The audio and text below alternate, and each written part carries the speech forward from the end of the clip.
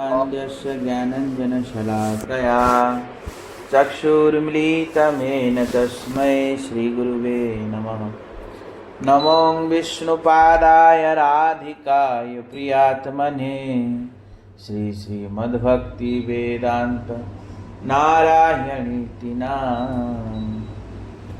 श्रीकृष्ण चैतन्य प्रभु नित्यानंद श्री अद्वैत गदाधर शिवासादि गौर भक्त वृंद।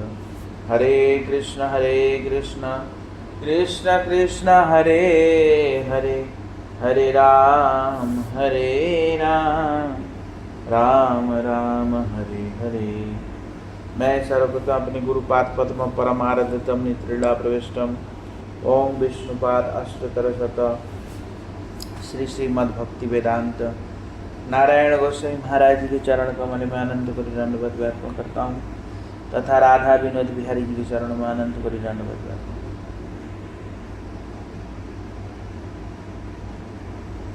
हम लोग कथा श्रवण कर रहे थे। बाबा जी कीर्तन करते हुए गोवर्धन की तलहटी में जा रहे थे। कल सुना था श्री गौरचंद्र ने आपके द्वारा इन दोनों महात्माओं को आकर्षित किया है, इसमें कुछ भी संदेह नहीं। वो जो प्रेम दास बाबा जी महाराज जी थे, उन्होंने देखा कि ये दोनों मानो जगाई मधाई के जैसे योगी बाबा जी महाराज जी के पीछे पीछे आ रहे थे। उन्होंने कहा कि मानो महाप्रभु ने साक्षात इनको आकर्षित किया और आपके द्वारा आकर्षित करवाया, ऐसे बोले। सब लोग मंडप में सुखपूर्वक बैठे हुए थे, सभी लोग। कौन सा मंडप? पंचवटी मंडप। पंचवटी मंडप पे सभी लोग सुखपूर्वक बैठे हुए थे। एक कोने में एक प्रदीप टिमटिमा रहे थे, प्रदीप प्रज्वलित था एक कोने में। अनेक लोग पवित्र झोली में सुंदर रूप से हरिनाम जप कर रहे थे, संख्या पूरा कर रहे थे। योगी बाबा जी पंडित बाबा जी से कहा, बाबा जी आपके उपदेश ने मेरे हृदय के अंधकार को प्रायः दूर कर दिया है। कौन कह रहे हैं? योगी बाबा जी कह रहे हैं पंडित बाबा जी से। प्रायः आपके उपदेश से मेरे संपूर्ण प्रायः संशय दूर कर दिया, किंतु एक संशय यह है कि यदि हम लोग योग के अंग प्राणायाम, ध्यान और धारणा को स्वीकार न करें तथा उनका अभ्यास न करें तो हम लोग किस प्रकार रस समाधि प्राप्त कर पाएंगे। कह रहे हैं अगर हम लोग योग का अभ्यास ना करें तो रस समाधि कैसे होगा। जैसे गोपियों का भी समाधि हो जाता था, गोपियों को अभी ध्यान लग जाता था, ध्यान धारणा प्रत्याहार ये गोपियों के साथ भी होता था, त्राटक भी हो जाते थे। तो कह रहे हैं अगर हम लोग अभ्यास ना करें तो हम कैसे समाधि लगा सकते हैं? लगा सकते हैं? सहज समाधि गोपियों का था। तो ये सब कैसे हो सकता है अगर हम अभ्यास ना करें योग का? तो बता रहे हैं रस समाधि प्राप्त कर पाएंगे। सिद्ध विषय को भी हृदय में जागरित करने के लिए साधन का प्रयोजन होता है। राग उत्पन्न करने का साधन क्या है? प्रश्न को सुनकर सभी सतृष्ण नेत्र से पंडित बाबा जी के गंभीर श्रीमुख की ओर देखने लगे। मल्लिक महाशय थोड़ा आश्चर्यचकित हो गए। जो मल्लिक महाशय थे, जो उनसे प्रश्न पूछा था, योगराज की प्रश्न पूछा था, वो थोड़ा आश्चर्यचकित हो गया। क्योंकि उनको ऐसा लगता था कि योगी महाराज जी ही सर्वश्रेष्ठ वैष्णव ऐसा उन्होंने मान लिया था। उनके प्रश्न से समझ गए कि योगी बाबा जी पंडित बाबा जी के प्रति गुरु की भांति श्रद्धा रखते हैं। उस समय पंडित बाबा जी के प्रति मल्लिक महाशय भी श्रद्धान्वित हो गए। श्रद्धान्वित मतलब क्या है? और उनके प्रति श्रद्धा हो गया। किनके प्रति? पंडित बाबा जी महाराज जी के प्रति।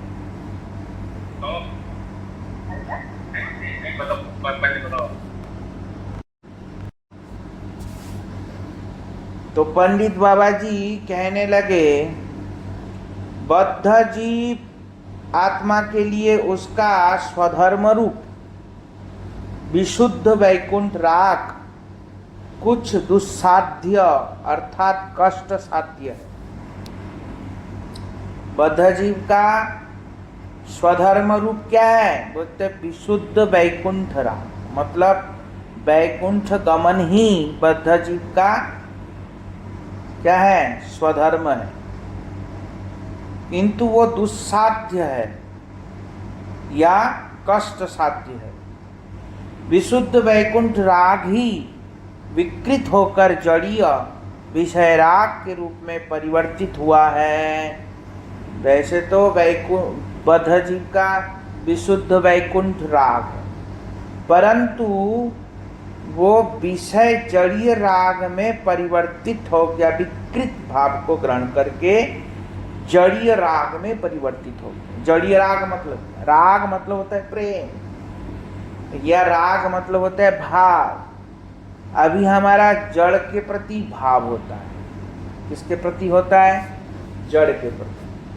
ये हमारा घर, ये हमारा मकान, ये हमारा दुकान, ये हमारे पति, ये हमारे बच्चे, ये हमारे पत्नी, ये मेरे बच्चे, ये मेरे घर, ऐसा होता है। तो ये हो गया विकृत जड़ भाव। क्या कहते हैं इसको? विकृत जड़ भाव। तो विकृत जड़ भाव विषय राग जितना ही वर्धित होता है, वैकुंठ राग उतना ही कम होता जाता है। अब बोलते हैं विकृत राग जो विषय राग है वो जितना वर्धित होता है। हम तो हमेशा बोलते थे कि जहाँ जितना हम एनर्जी देंगे हमारा प्रीति वहीं होगा। तो हम सबसे ज़्यादा एनर्जी कहाँ दे रहे हैं?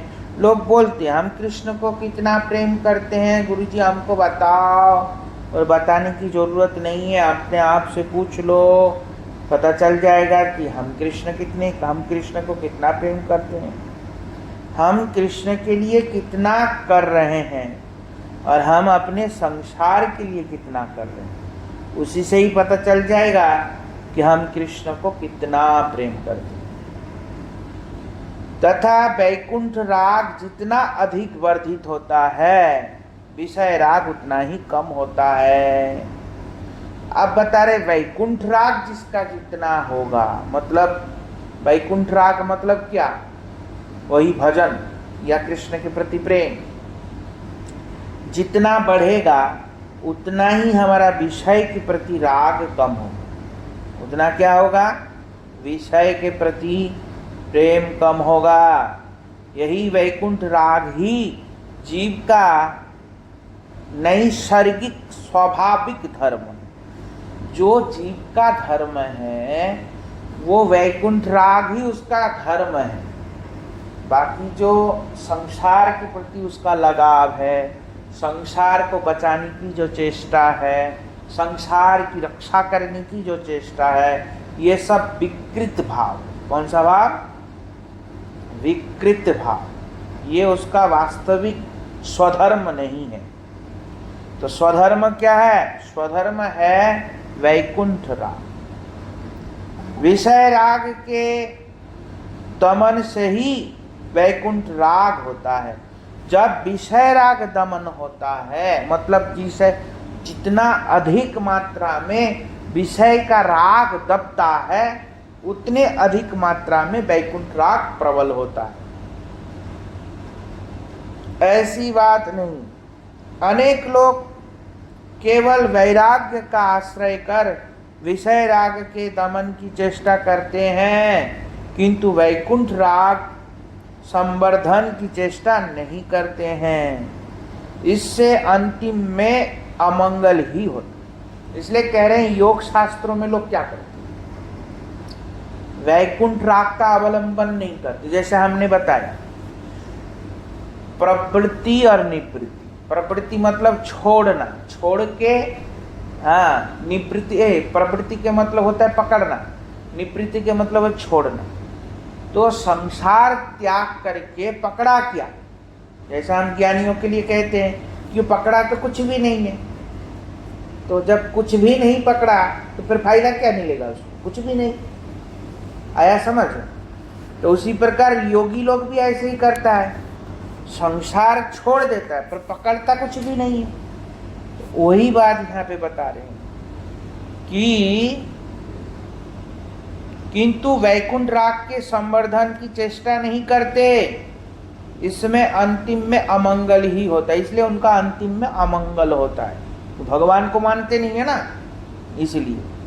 तो ध्यान, प्रत्याहार, धारणा आदि चिंता और कार्य समूह यद्यपि रागोदय के फल के उद्देश्य से उपदिष्ट हुए हैं तथा यह बहुत लोगों के द्वारा साधित भी होते हैं, किंतु इनमें यथेष्ट राग की आलोचना नहीं है।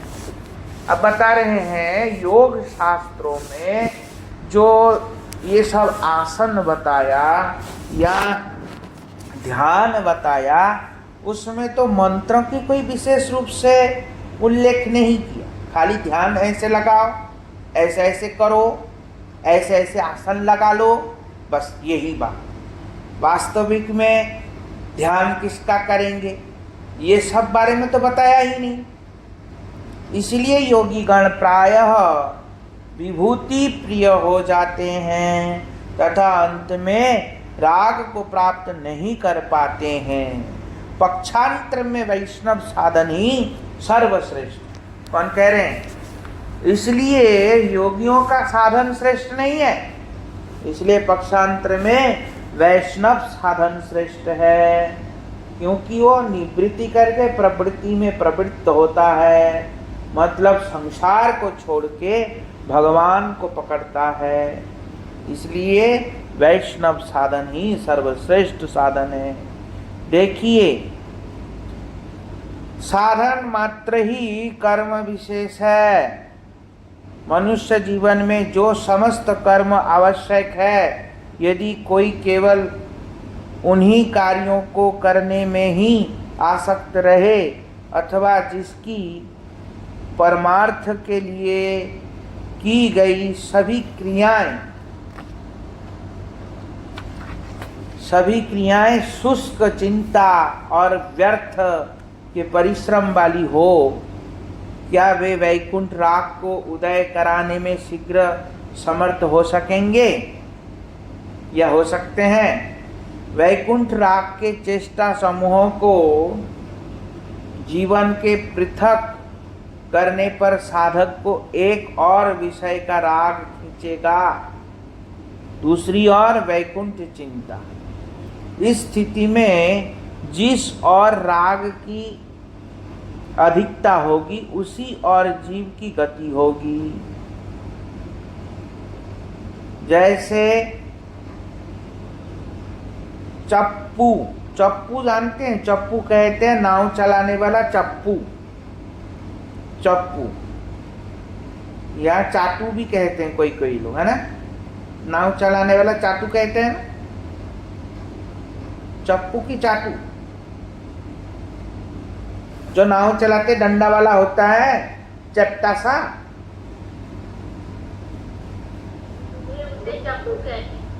चक्कू। आपने बोला ना चप्पू, वही कहते हैं। कोई कोई चट्टू भी बोलते हैं ना, चट्टा कहते हैं। चलो समझ गए ना, यही बहुत बड़ी बात है। तो वो चप्पू लोग चलाते हैं दूसरे किनारे पहुंचने के लिए। पर हवा जिधर होगा उस तरफ धीरे धीरे देखना, पानी जिधर बहता है उस तरफ धीरे धीरे टेढ़ा होके जाके लगता है, नहीं लगता है किनारे में।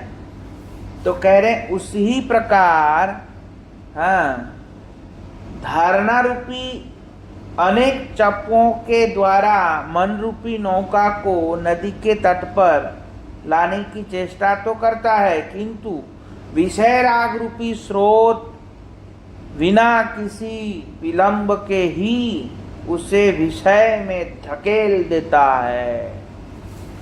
विषय राग का जो स्रोत होता है वो क्या करता है, ना चाहते हुए भी उसमें ढकेल देता है। कितना भी मन रूपी धारणा रूपी चट्टू चलाओ उससे कोई फर्क नहीं पड़ता, उसमें ढकेल देता है। हाँ, वैष्णव साधन राग मार्ग के द्वारा साधित होता है। राग की सहायता से साधक निश्चय ही अविलंबन वैकुंठ राग प्राप्त करता है। अब कह रहे हैं वैष्णव साधन कैसा होता है, राग के द्वारा साधित होता है। राग स्रोत किसे कहते हैं यह जानना चाहिए। अब राग का स्रोत किसे कहते हैं ये जानना चाहिए। बद्ध जीव का चित्त स्वाभाविक रूप से जिससे प्रेम करता है और शरीर पोषण के लिए जो जो प्रिय के रूप में स्वीकृत है वह सब कुछ ही मानव जीवन का विषय राग है। विषय राग मतलब क्या, विषय के प्रति प्रेम। तो विषय राग किसको कहते हैं, जो हमारे शरीर जिस चीज से पुष्टि होता है या हमारी शरीर की जिस से सुरक्षित रहता है या हमारा शरीर जिसके द्वारा आनंदित होता है उसको कहते हैं विषय राग। उसको क्या कहते हैं, विषय राग। क्योंकि हमारा जिसके द्वारा हमारा ये शरीर आनंदित होता है हम उसको प्रेम करते हैं, जिसके द्वारा हमारा ये शरीर भरण पोषण होता है हम उसको प्रेम करते हैं, जिस वस्तु के द्वारा हमारी शरीर को अच्छा लगता है, जीवा को त्वचा को अच्छा लगता है, हम उनसे प्रेम करते हैं ना। तो प्रेम वास्तविक में किसको कर रहे हैं,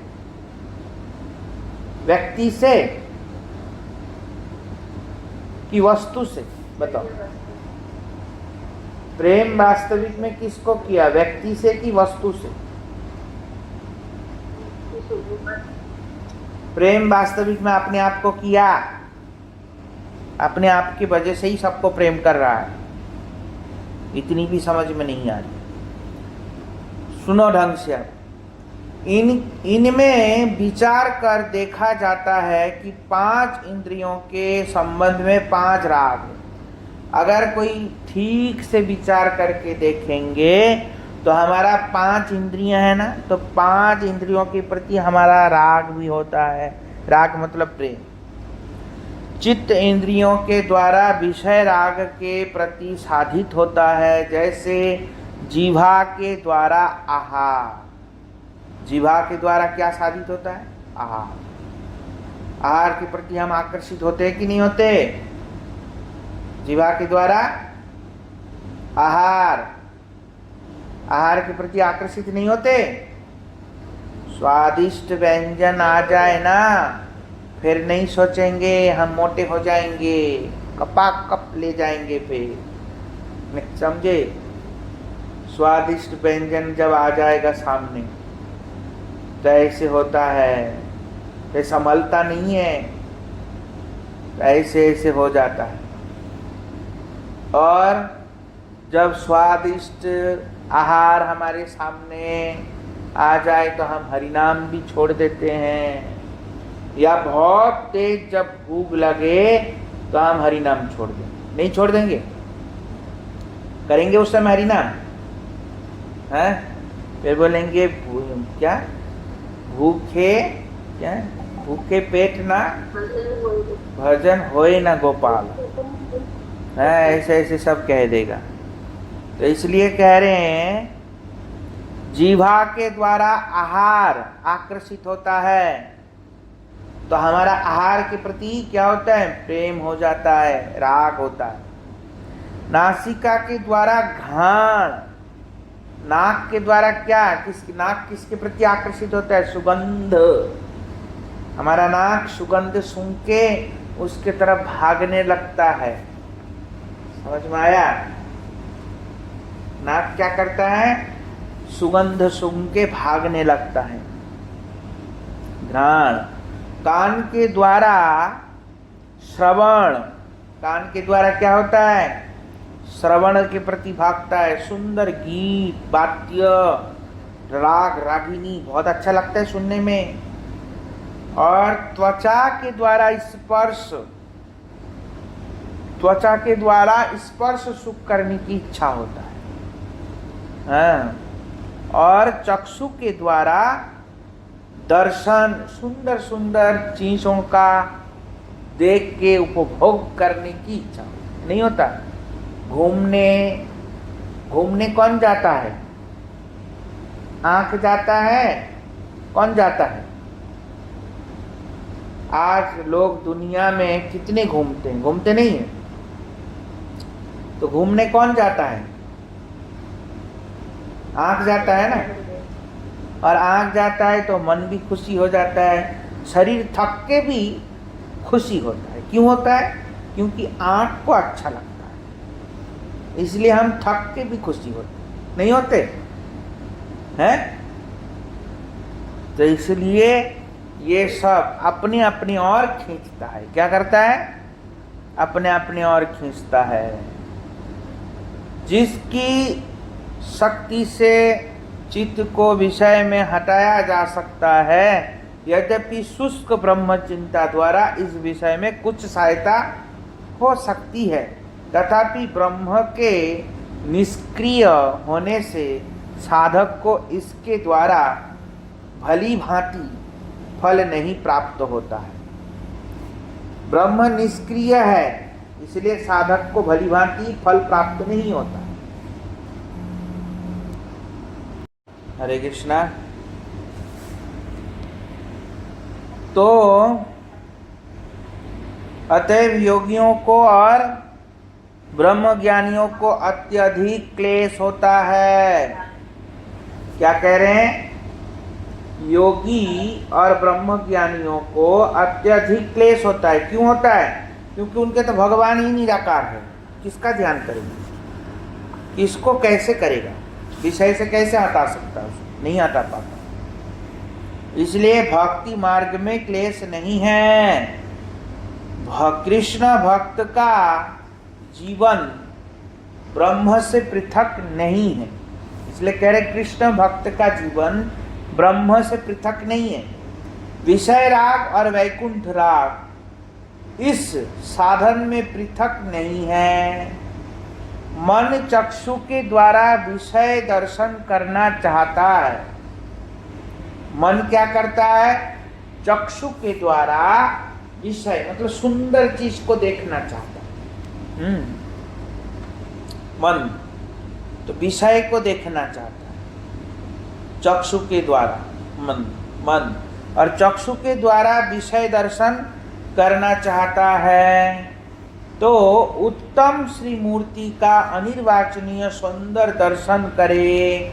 अगर मन को सुंदर चीज देखने की इच्छा हो रही है तो भगवान के सुंदर बाकी छटा दर्शन करो। कृष्ण कितने सुंदर है, उनका स्वरूप कितना सुंदर है, कितने आकर्षण है। तो उनके ये बाकी छटा को देखने की चेष्टा करनी चाहिए। अगर आँख कुछ देखने की मांग रहा है, तो घूमने की इच्छा कर रहा है, तो भगवान के दिव्य धामों की दर्शन करो। हैं? घूमने की इच्छा करता है ना, आँख कहता है चलो उधर घूम के आते, इधर घूम के आते हैं। तो इसलिए क्या करना चाहिए? तो भगवान के दिव्य धामों के दर्शन करे। ऐसे वहाँ विषय भोग और ब्रह्म संभोग एक ही कार्य है। वहाँ एक तो विषय भोग हो गया, दूसरा हमारा भगवान के साथ रिलेटेड हो गया, वो भी भोग हो गया। समझ में आया? एक तो हमको देखने की इच्छा थी, तो हमने क्या कर लिया, भगवान का सुंदर रूप का दर्शन किया। तो भगवान के आगे सब रूप फीके हैं, सब रूप फीके हैं। भगवान श्री कृष्ण का जैसा रूप है, ऐसे रूप के आगे सारा रूप फीका है कि नहीं है? फीका है ना। तो वो रूप देख लिया। दूसरा, घूमने की इच्छा किया तो भगवत तीर्थ इत्यादि का दर्शन किया। बताओ, लोग दुनिया में कहाँ कहाँ मरने घूमने जाते हैं? कहाँ कहाँ जाते हैं? हम जो ब्रज में स्थान दर्शन किया, वो कितना सुंदर और कितना आकर्षित था कि नहीं था? बताओ, था कि नहीं था? मुझे तो ऐसा लगता था कि इन पेड़ों को किसी ने नक्काशी किया है, ऐसा लगता था। पेड़ इतने आकर्षित लगते थे मुझे, पता नहीं क्यों। मैंने ऐसे पेड़ देखा ही नहीं। जो हम ब्रज में पेड़ देखे, क्या वो ऐसा पेड़ आपने कहीं देखा? कहीं देखा? बताओ, देखा? कहीं भी देखने के लिए नहीं मिलता ऐसा जंगल, ऐसा पेड़। मैंने तो ऐसे पेड़ देखा ही नहीं। ऐसा लगता है मानो पेड़ों को किसी ने नक्काशी किया, ऐसा लगता है। इतना सुंदर सुंदर पेड़। तो कहने की तात्पर्य क्या है? उससे हमारा विषय भी होता है और उससे ब्रह्म दर्शन भी होता है, मतलब भगवत दर्शन भी होता है। एक ही कार्य है पर फल अलग है। समझ में आया? श्रवण करना चाहते हैं तो कृष्ण गुणगान और कृष्ण कथा श्रवण करे।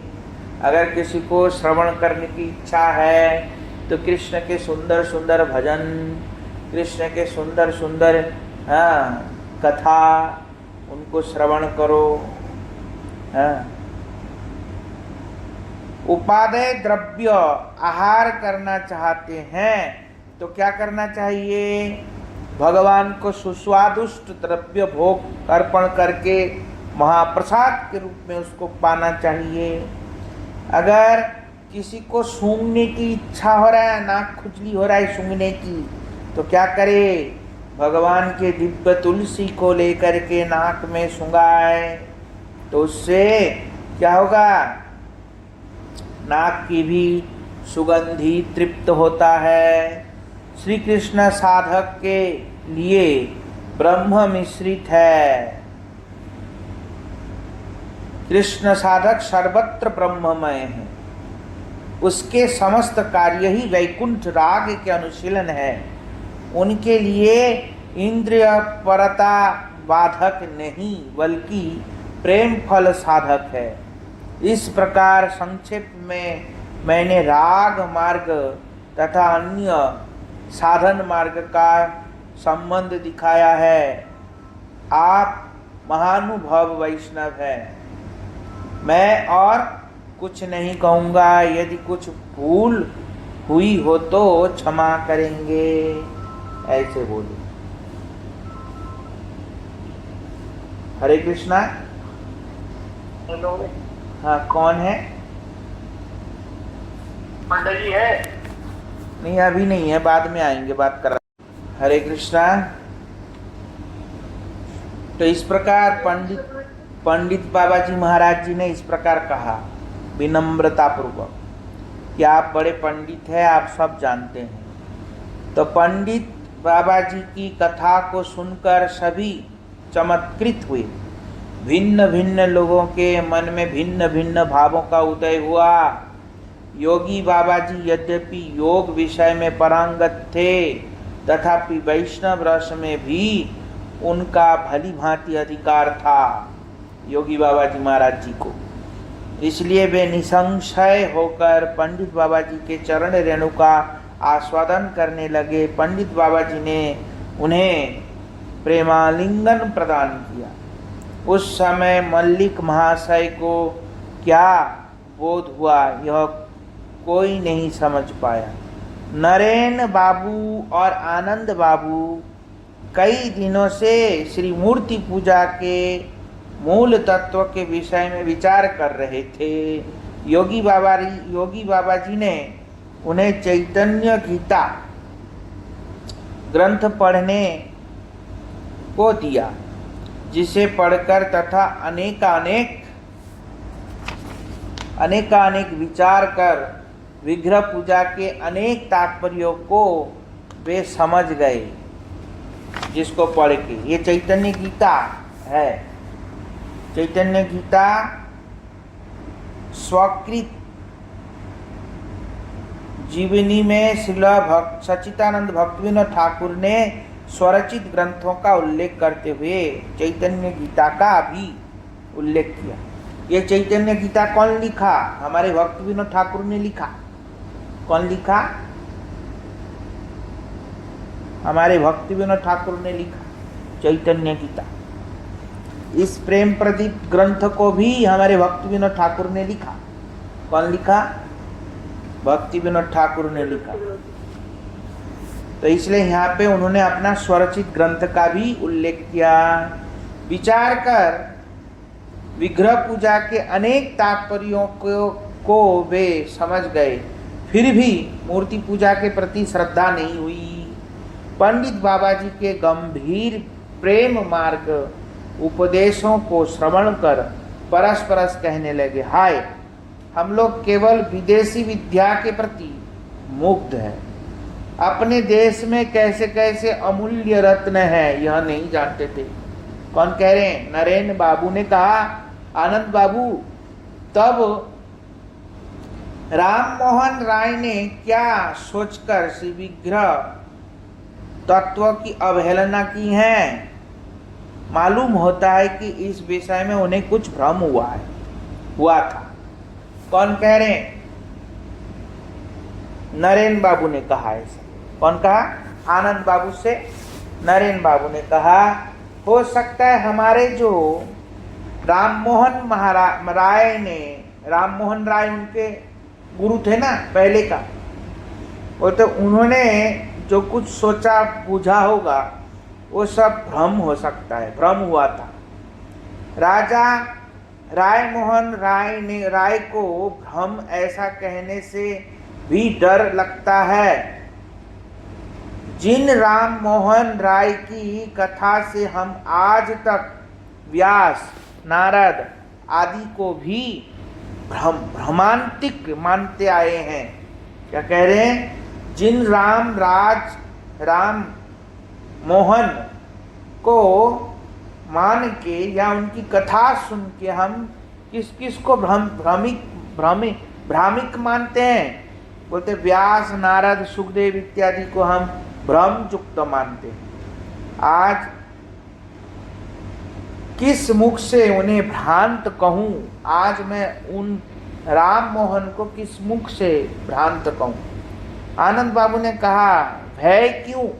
सत्य के लिए हम लोग राम मोहन को या राम मोहन राय को त्याग भी कर सकते हैं। कौन कहा ये? आनंद बाबू ने कहा। नरेन बाबू ने ऐसा कहा कि हो सकता है उनके अंदर भ्रम होगा और हमको डर भी लगता है बोलने में। और ये आनंद बाबू ने कहा, डर की क्या बात है? अगर सत्य हो तो हम उनका परित्याग भी कर सकते हैं। ऐसा बहुत रात हो गई थी। योगी बाबा जी अपने तीनों साथियों को लेकर अपने आश्रम लौट आए और रास्ते में यह गान करते करते चारों कुंज में प्रवेश किया और कुंज में पहुंचे, अपने कुंज में पहुंचे। कौन गान करते करते? कैन आर कर द्वेष विदेशी जन भजने रंग नाना देशे नाना जने केह मुक्त कछे भजे केह हाटू गाड़ी पूजे, केह बानयने मुदी, थाके ब्रह्म आराधने, केहो योगा जने पूजे, केह संकीर्तने मजे, सकले मिछे सेई एकमात्र कृष्ण धने, अतएव भ्रातृ भावे थाक सबे समुद्भावे, हरि भक्ति साध सदा ए जीवने बामरणे। क्या कह रहे हैं? कोई तो हाँ केन आर कर द्वेष विदेशी जन भजने, भजनेर अंग नाना नाना देशे नाना नाना जन। हम क्यों विदेशी लोगों को हिंसा कर रहे हैं? द्वेष करने से कुछ नहीं मिले। अब कह रहे हैं भजन का जो अंग है, जैसा जैसा देश है उसी के अनुसार उसका भजन है। कुछ लोग तो मुक्ति अभिमानी हैं, कुछ लोग ब्रह्म अभिमानी हैं, कुछ लोग आंख बंद करके भजन करते हैं, कुछ लोग मुंह गाड़ के भजन करते हैं, कुछ लोग संकीर्तन करके भजन करते हैं, पर सब बेकार मिथ्या। एकमात्र कृष्ण धन ही वास्तविक है। वास्तविक क्या है? वो तो एकमात्र कृष्ण धन। इसलिए सभी भाई हरि भक्ति साधन ही अपने जीवन में लाओ और हरि भक्ति करके जीते मरते सब समय हरि भजन करो। इस प्रकार भजन गाते गाते गए। गाने के समय आनंद बाबू और नरेन बाबू कृष्ण धने बोलने से लज्जा बोध कर भगवाने बोला। क्या कहा? कृष्ण धने बोलने से लज्जा आ रही थी उनको, साथ दे रहे थे ना भजन के पीछे पीछे। तो जहाँ कृष्ण धने आया वहाँ भगवाने करके वहाँ किया, व्यवहार किया ऐसे करके। योगी बाबा जी ने बात को उसी समय लक्ष्य किया, किंतु उस रात कुछ नहीं कहा, जबकि योगी महाराज जी समझ गए थे कि ये लोग कृष्ण धन नहीं बोल रहा है, भगवान कह रहे। फिर भी उन्होंने कुछ नहीं कहा उस रात को। नरेन बाबू और आनंद बाबू एक ही कुटिया में सोए, किंतु विभिन्न चिंताओं के कारण उन्हें बहुत देर तक नींद नहीं आई। नरेन बाबू ने कहा, आनंद बाबू आप कैसा अनुभव कर रहे हैं? हम लोग चिरकाल से यही जानते थे कि वैष्णव धर्म नितांत हेय है। हेय मतलब निकृष्ट है। अनेक लंपट लोग, लंपट चूड़ामणि श्री कृष्ण को देवता मानते हैं। हम लोग तो ऐसा सुना। वास्तविक में अनेक लंपट लोग और लंपट चूड़ामणि कृष्ण को देवता मानते हैं। हमने तो ऐसे सुना था। हैं? क्या? लंपट चूड़ामणि को कृष्ण मानते हैं। उस दिन भी रेडन चार्ड साहब ने इस विषय में एक सुदीर्घ हृदयग्राही वक्तृता दी थी। हम लोगों के प्रधान आचार्य महोदय ने भी बहुत बार हम लोगों को कृष्ण के विषय में विशेष सतर्क किया कि उन्होंने एक दिन यह भी कहा था कि वैष्णव लोग भक्ति करके चिल्लाते रहते हैं, किंतु स्त्री पुरुष के लामपट्य को ही वे भक्ति कहते हैं। क्या कह रहे हैं? वैष्णव लोग भक्ति करके चिल्लाता रहते हैं, पर स्त्री पुरुष के लामपट्य को ही वे लोग भक्ति कहते हैं।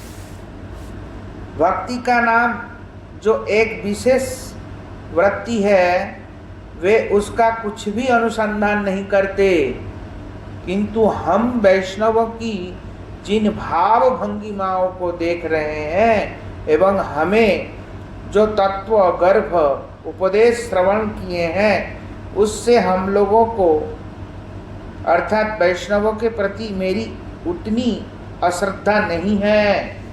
अब कह रहे हैं जैसे हमने गलत गलत सब सुन रखा था, अब जब सामने आमने सामने वैष्णवों के दर्शन कर रहे हैं तो इससे ये लगता है कि वास्तविक में हमने सही नहीं सुना था, लगता है गलत था। हमारा तो वैष्णव के प्रति क्या हो रहा है, वो तो श्रद्धा उत्पन्न हो रहा है। हाँ, आनंद बाबू ने कहा न जाने किस कारण से वैष्णवों के प्रति मुझ में भी विशेष श्रद्धा हुई है। नरेंद्र बाबू ने पहले कहा और आनंद बाबू ने बाद में भी कहा, वो तो हमको भी न जाने किस विषय में। और पंडित बाबा जी की कैसे पवित्र पुरुष है, पंडित बाबा जी कैसे पवित्र पुरुष है, उनको देखने से ईश्वर की शक्ति उदित होती है। उनको देखने से ही ऐसा लगता है कि हमारे अंदर ईश्वर की शक्ति उदित हो रहा है क्या, उनको देखने से ही ऐसा लगता है। उनकी वाणी अमृत स्वरूप है, उनकी नम्रता सर्वदा अनुकरणीय है, उनके पांडित्य की सीमा नहीं है। देखिए योगी बाबा जी योग शास्त्र में कितने पारदर्शी और पंडित है, तथापि उन्होंने पंडित बाबा जी के निकट कितनी ही शिक्षाएं ग्रहण की है। कौन कह रहे हैं? नरेंद्र बाबू और आनंद बाबू आपस में चर्चा कर। तब भी देखो पंडित बाबा जी के प्रति कितनी शिक्षा ग्रहण किया उन्होंने। नरेंद्र बाबू ने कहा पंडित बाबा जी की वक्तृता से मैंने एक अपूर्व बात ग्रहण की है। वैष्णव लोग जो श्री विग्रह की पूजा करते हैं वह ईश्वर से भिन्न कोई पुतली का बुद्ध नहीं है, बल्कि ईश्वर भक्ति के उद्दीपक का उदाहरण मात्र है।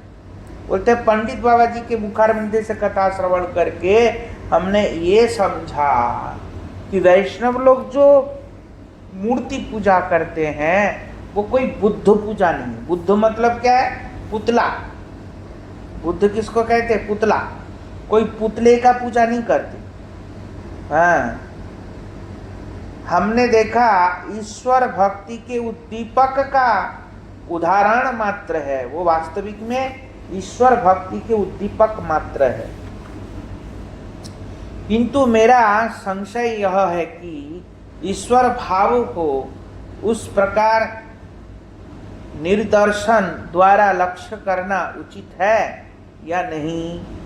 ईश्वर सर्वव्यापी भूमा पुरुष है, उन्हें देश काल के भाव में वशीभूत कर उनका आकार स्थापित करने से उनके गौरव को तुच्छ करना होता है या नहीं।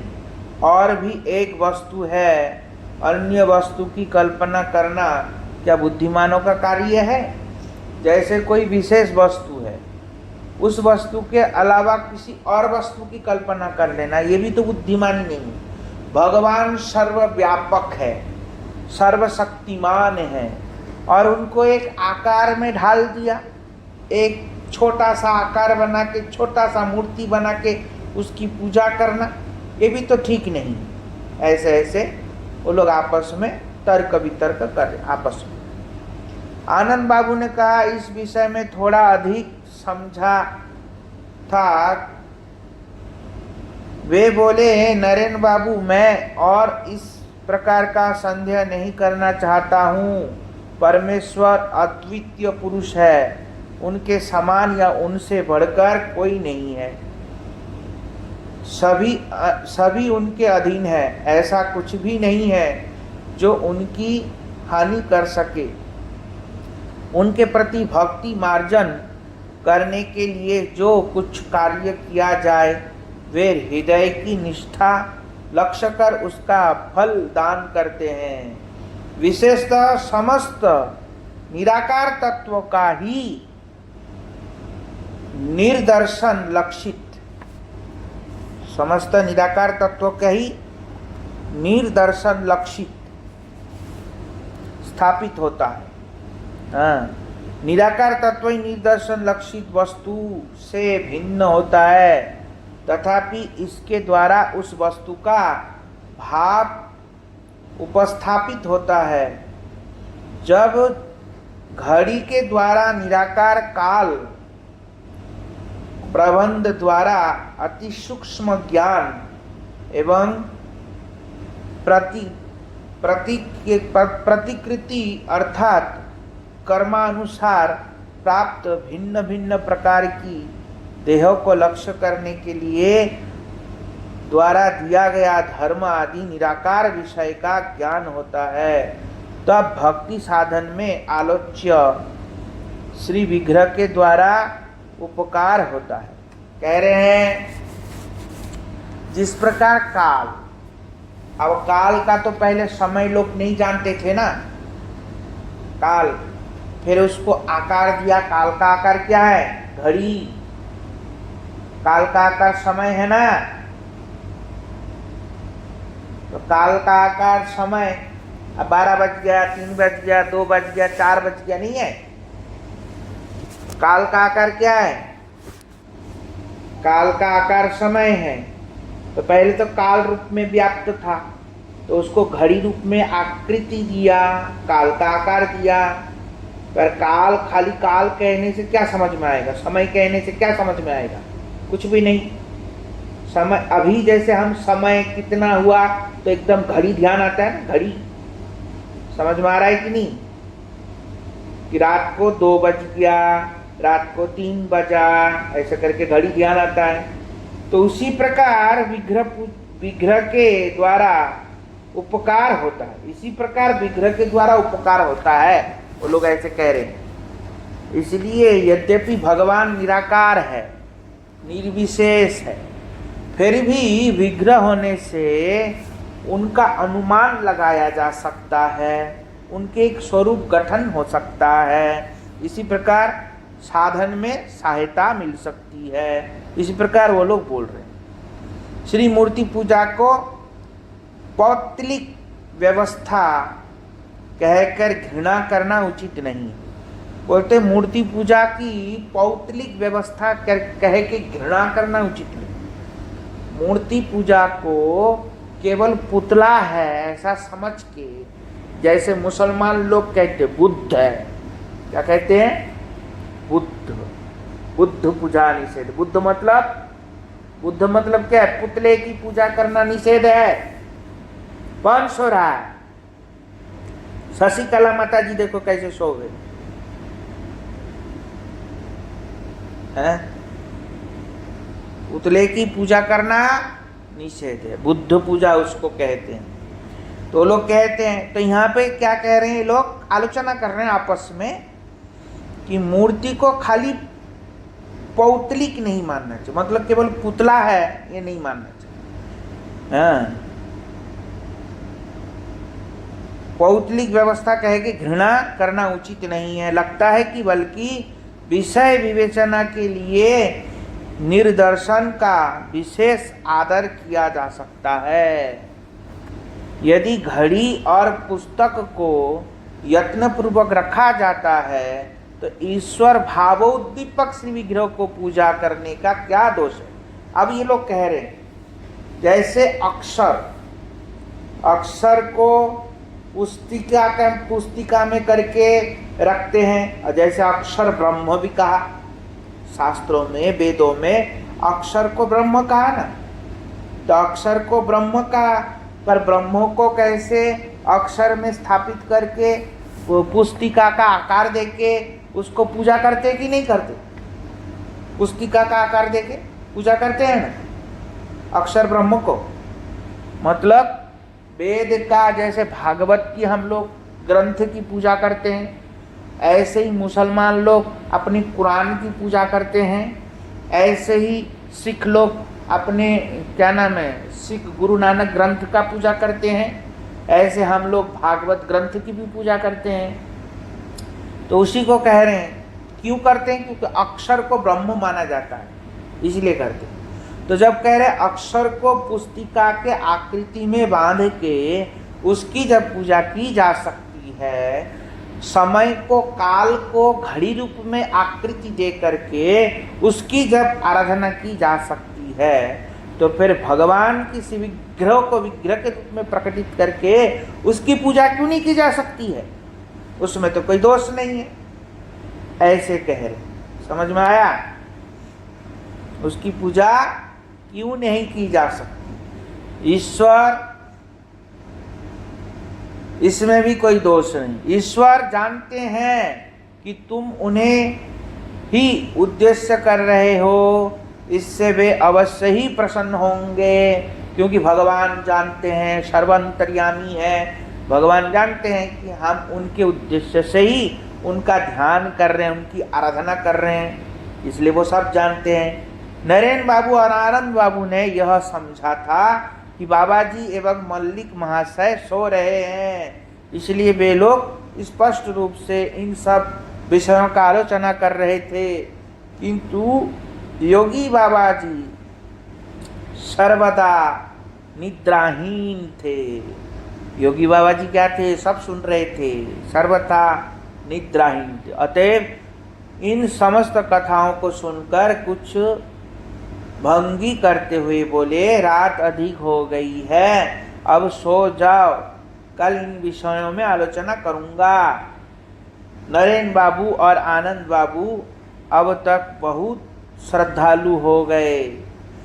हाँ, बाबा जी का अनुग्रह देखकर आदर पूर्वक बोले, बाबा जी श्रीयुक्त मल्लिक महाशय की भांति हम लोगों ने भी आपके चरणों का आश्रय ग्रहण किया है। वो तो जैसे मल्लिक महाशय ने आपके चरण का आश्रय किया है, ऐसे आप अब से समझ लो कि हम भी आपके चरणों का आश्रय किया है, ऐसे समझ लो। इसलिए हम लोग आपकी कृपा की प्रार्थना करते हैं, इसलिए आप हमारे ऊपर कृपा कीजिए। बाबा जी महाराज जी को कहा। बाबा जी कहने लगे, कल यथासाध्य यत्न करूँगा। कुछ देर में सभी सो गए। हम लोगों की निद्रित देखकर बाबा जी ने किन किन योगियों का साधन किया, यह वे लोग नहीं कह पाए। प्रातः काल उठकर, क्योंकि बाबा जी रात में फिर साधन क्रिया किया था, प्रातः काल उठकर सभी लोग प्रातःकाल क्रिया से निवृत्त होकर पंचवटी के नीचे बैठे।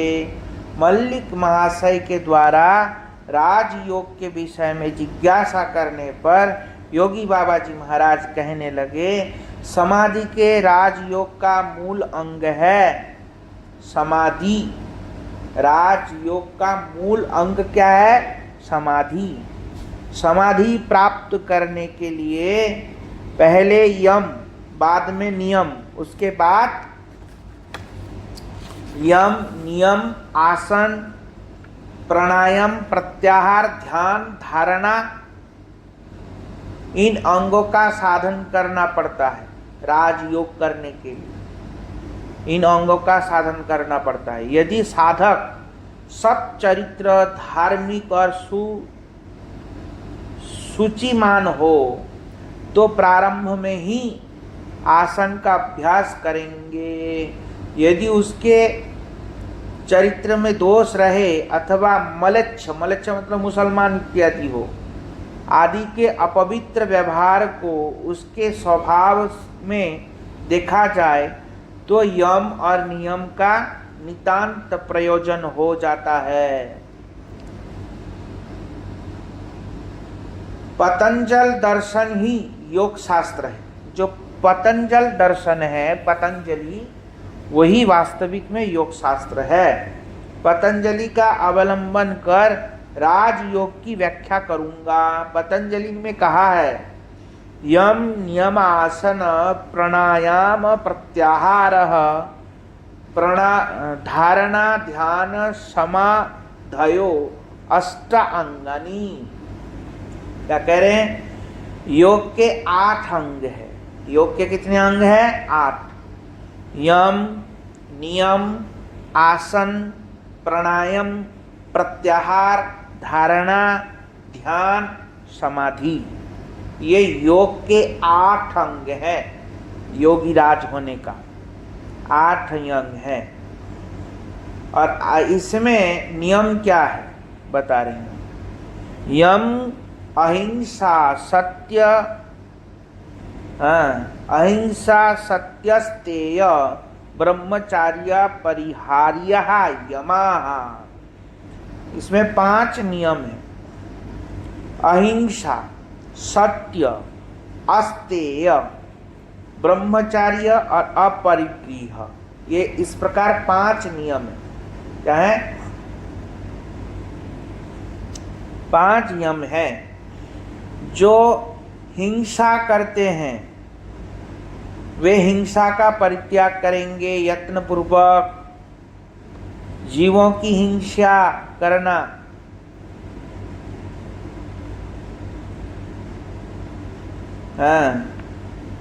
यवन लोग, नास्तिक और राजसिक आर्य लोग भी योग शिक्षा करने के पहले अहिंसा का अभ्यास करेंगे। मतलब हिंसा नहीं करेंगे।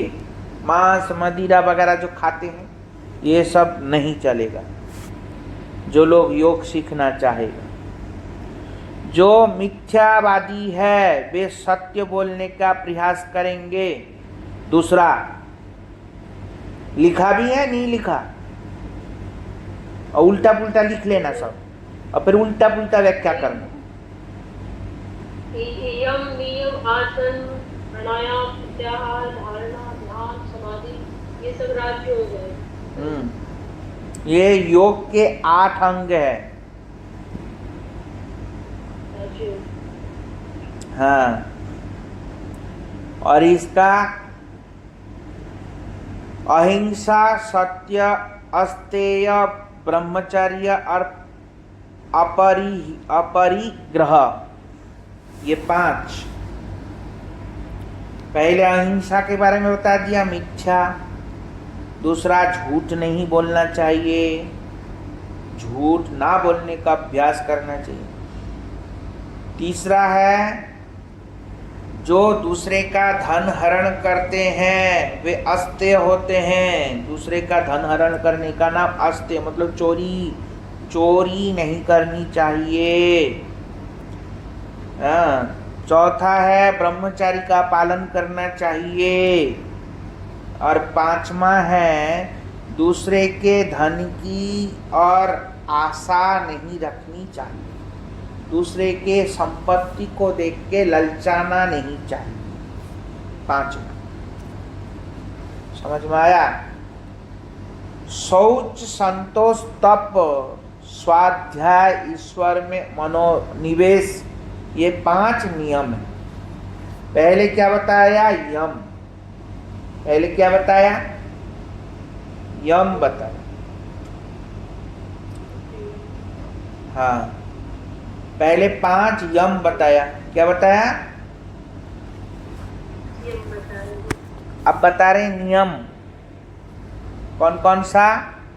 शौच, संतोष, तप, स्वाध्याय, ईश्वर में मनोनिवेश, ये 5 नियम है। ये क्या है? 5 नियम। शरीर को साफ सुथरा रखेंगे।